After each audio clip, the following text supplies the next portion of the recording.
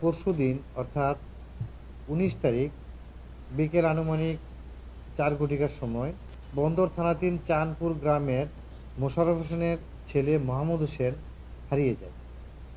তারা বাবা মা মনে করে যে তার বাচ্চাটা হারিয়ে গেছে। তারা খোঁজাখুঁজি করে রাত অনুমান 10 ঘটিকার সময় এক অজ্ঞাত নাম্বার থেকে কল আসে। তখন জানতে পারে যে তার ছেলেটা অপহৃত হয়ে যায় এবং তার কাছ থেকে 10 লাখ টাকা মুক্তিপণ দাবি করে। তখন তারা কান্নাকাটি করে থানায় এসে হাজির হন, এসে থানায় অভিযোগ করেন। তখন থানার ওসি সহ আমাদের যে সিনিয়র অফিসার সবাই মিলে এবং জেলা পুলিশের একটি চৌকস টিম তার উদ্ধারের জন্য কাজ করে। 5+ স্টার রেটিং প্রাপ্ত দেশের সর্বোচ্চ বিদ্যুৎ সাশ্রয়ী ওয়ালটন এসি স্মার্ট কমফোর্ট এখন নেক্সট লেভেলে।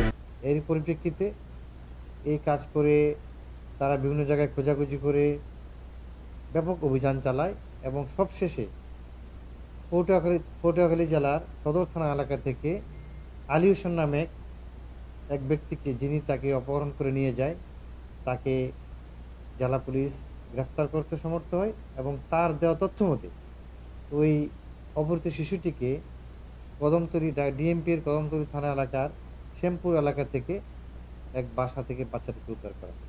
বাচ্চাটি এখন আমাদের হেফাজতে আছেন, বাবা মার কাছে আমরা বুঝিয়ে দেব এবং এবার একটি বন্দর থানায় অপহরণ মামলা রুজু হয়েছে।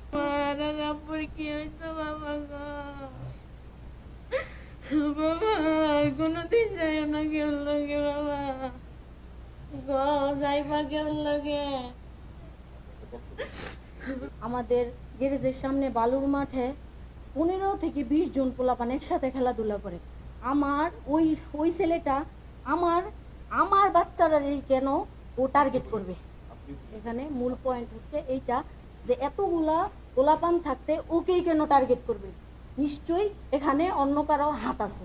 অতএব আমি এখানে আইনের কাছে এতটুকুই বলতে চাই, আমি মূল আসামি যে ওকে চাই এবং আইনের কাছে আমি সুষ্ঠু বিচার চাই। আসেন।